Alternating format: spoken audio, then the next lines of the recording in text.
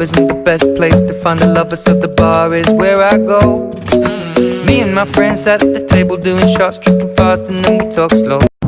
Halo, selamat pagi Romance Level. Apa kabar kamu hari ini? Teacher harap kamu masih sehat, masih semangat, dan juga masih tetap sukacita walaupun kamu masih belajar dari rumah. Ya, hari ini kita akan belajar kembali bersama Teacher Hana di tematik 6D, subtema 3 dengan muatan IPA. So you can open your book page 81 and 90 to 93. Before we start, let us pray.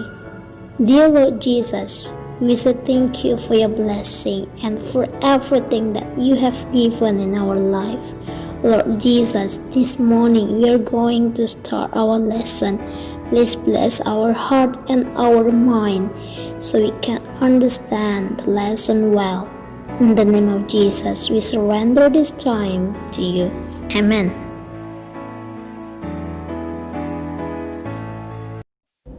Hari ini kita belajar menjelaskan sumber energi terbarukan, penghasil energi listrik, dan energi biomasa.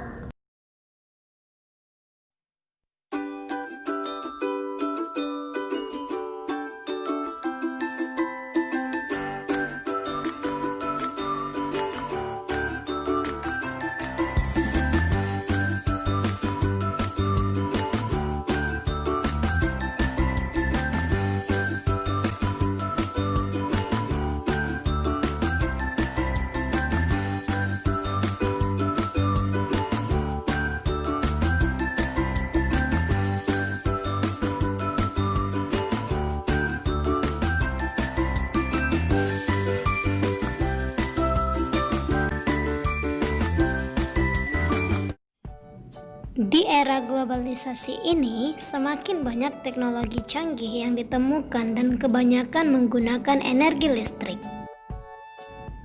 Dampaknya, listrik semakin berkurang akibat semakin menipisnya sumber energi yang berasal dari minyak bumi, gas, batu bara, dan panas bumi. Salah satu cara yang dapat kita lakukan adalah mencari sumber energi alternatif yang bersih, aman, bebas polusi, dan selalu tersedia tanpa batas. Salah satu bentuk energi alternatif tersebut adalah sel surya sebagai bahan pembangkit listrik tenaga surya atau PLTS. Kamu bisa perhatikan PLTS berikut ini. Bagian atas namanya panel surya atau solar panel, berfungsi untuk mengubah cahaya matahari menjadi energi listrik. Yang mengubahnya adalah sel-sel surya atau sel fotovoltaik yang ada pada panel surya. Yang berikutnya adalah controller, berfungsi sebagai regulator arus yang dapat menjaga baterai. Yang ketiga, baterai berfungsi untuk menyimpan arus listrik yang bisa digunakan sesuai kebutuhan. Dan yang keempat, inverter, berfungsi untuk mengubah arus listrik DC atau searah menjadi arus listrik AC atau bolak-balik. Nah, arus AC merupakan arus yang bisa dimanfaatkan untuk menghidupkan peralatan listrik. Nah, bagaimana cara kerja panel surya? Secara sederhana, sinar matahari diserap oleh lapisan logam sel surya dan terkumpul pada panel surya. Selanjutnya, sinar matahari dengan sistem fotovoltaik mengubah energi matahari menjadi arus listrik searah atau DC. Nah, arus DC akan tersimpan pada baterai.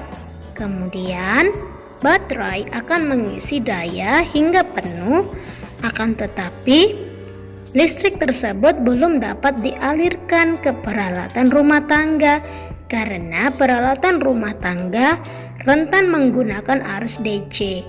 Nah, untuk mengubah arus searah atau DC menjadi arus bolak-balik atau AC, harus menggunakan alat yang namanya inverter. Fungsi inverter adalah untuk mengubah arus DC menjadi arus AC. Nah, sehingga arus listrik dapat dimanfaatkan untuk penggunaan peralatan di rumah tangga. Namun, pada saat PLTS yang dipakai ternyata memproduksi energi listrik melebihi dari kebutuhan di rumah dan tersedia jaringan PLN di tempat kita, maka kelebihannya dapat dialirkan melalui jaringan listrik PLN yang ada dan dapat mengurangi konsumsi listrik yang kita pakai. Demikianlah cara kerja panel surya sebagai salah satu sumber energi alternatif.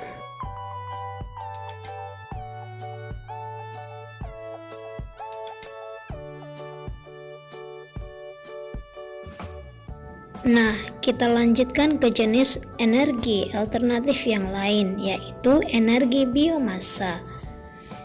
Apa itu energi biomasa? Energi biomasa adalah sumber energi yang berasal dari bahan-bahan organik atau makhluk hidup. Lalu bahan-bahan organik apa saja yang bisa dijadikan sebagai sumber energi biomasa? Beberapa contohnya yaitu kotoran ternak, daun yang membusuk, limbah kayu, dan limbah pertanian, misalnya ranting kayu, sekam, bonggol jagung. Nah, bagaimana cara kerjanya? Pertama, kotoran ternak hewan atau limbah-limbah pertanian dikumpulkan dalam sebuah tabung. Di dalam tabung tersebut terdapat bakteri yang akan menguraikan bahan-bahan tersebut menjadi gas metana. Gas metana ini akan ditampung pada tabung penyimpanan gas yang siap menjadi bahan bakar seperti untuk memasak dengan kompor atau menjadi energi listrik yang dihasilkan lewat generator. Lalu, sisa bahan proses ini pun dapat dimanfaatkan menjadi pupuk untuk menyuburkan tanaman. Jadi, banyak sekali kan sumber energi terbarukan di sekitar kita. Jika kita bisa memanfaatkan semuanya itu dengan baik, bukan tidak mungkin kita tidak akan lagi bergantung dengan energi bahan bakar fosil. Sehingga sambil menikmati energi listrik yang dihasilkan, bumi kita pun juga akan lebih terjaga. Demikian untuk pembelajaran hari ini. Teacher berharap kamu bisa memahaminya dengan baik. Tuhan Yesus memberkati.